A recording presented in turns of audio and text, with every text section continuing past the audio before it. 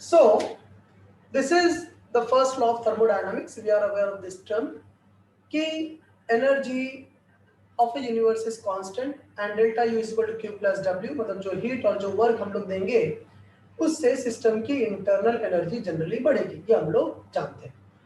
Now let us study the first law of thermodynamics for these four processes. Isothermal process हम लोग जानते हैं, आइडियाबैटिक जानते हैं, आइसोबैरिक जानते हैं और आइसोबारिक, ये चारों प्रोसेस हम लोग जानते हैं. तो फर्स्ट लॉ ऑफ थर्मोडायनामिक्स, इन चारों प्रोसेस के लिए फर्स्ट लॉ ऑफ थर्मोडायनामिक्स का इक्वेशन क्या होगा, ये अभी हमें जनरली डिस्कस करना है.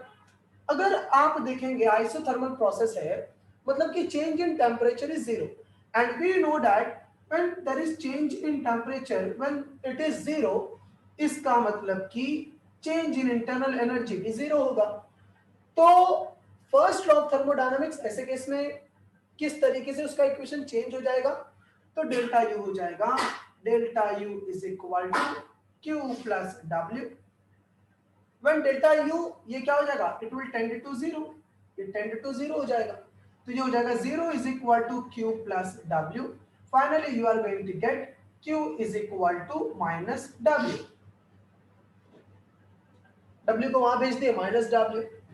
कैसे माइनस डब्ल्यू, राइट? इसका मतलब कि जो आप हीट दोगे, आइसोथर्मल जब प्रोसेस होगा उस वक्त जब आप हीट दोगे तो सिस्टम के इंटरनल एनर्जी में कोई भी चेंज नहीं आएगा, बल्कि जो हीट सिस्टम लेगा उससे सिस्टम खुद काम कर बैठेगा. Minus W, work done by the system.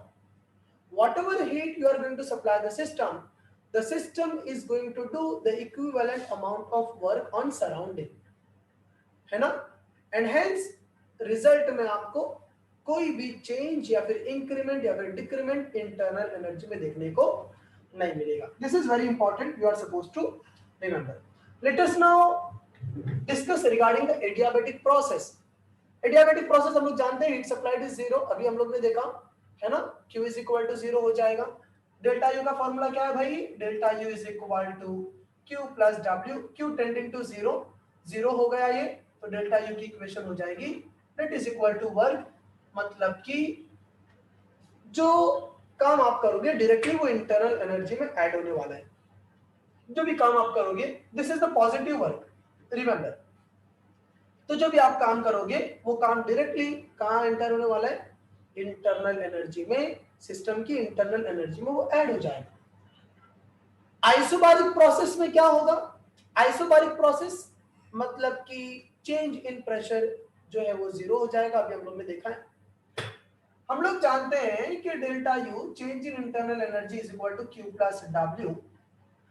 और हम लोग ये भी जानते हैं कि W is nothing but the work done and it is nothing but the product of pressure into change in volume. कल की क्लास में हम लोग ने पढ़ा है. तो अगर वर्क की जगह पे हम लोग वर्क का फॉर्मूला रख देंगे तो we can write this equation as delta you is equal to q और work is equal to minus P delta v. हम लोग ने कल पढ़ा है W is equal to minus P delta v, है ना. Work done by the system का ये फॉर्मूला कल की क्लास में मैंने आपको बताया है ना.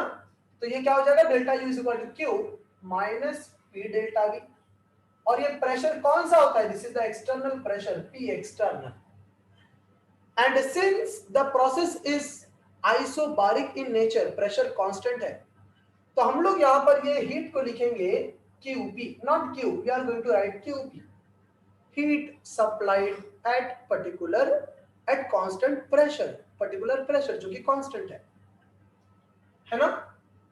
हाँ, तो ऐसे केस में क्या होगा, देयर इज नो चेंज, मतलब कि फॉर्मूला एज इट इज वैसा ही रहेगा.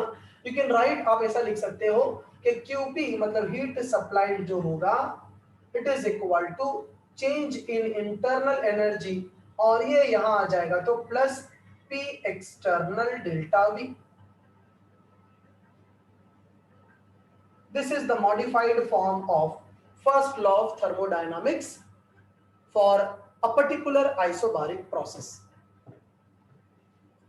है ना. हाँ, आइसोकोरिक प्रोसेस के लिए क्या होगा, change in volume is equal to 0। तो डेल्टा यू क्या है भाई, delta you is equal to Q plus W. W क्या होता है, W is nothing but minus P delta V, so you can write delta U is equal to Q minus P external delta V.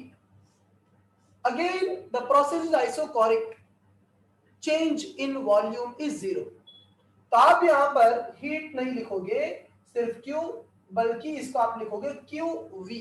QV मतलब heat supplied at particular volume, constant volume. और delta भी 0, तो ये value चली गई 0 को, है ना, ये वैल्यू हो गया 0। तो 0 इंटू एनीथिंग ऑब्वियसली 0। तो यहां पे आपको मॉडिफाइड जो फॉर्म मिलेगा, you are going to get delta you is equal to Q V. मतलब कि आइसोकोरिक जब प्रोसेस होगा उस वक्त आप सिस्टम को जो भी हीट दोगे वो पूरी की पूरी हीट सिस्टम की इंटरनल एनर्जी में ऐड होने वाली है। बढ़िया, ये चारों फॉर्म बहुत ही ज्यादा इंपॉर्टेंट है ना। आई होप सबको अच्छे से समझ में आ गया होगा। चलो जल्दी से नोट कर लेंगे सभी लोग, कोई डाउट कोई क्वेश्चन होगा तो पूछो जल्दी से, फास्ट।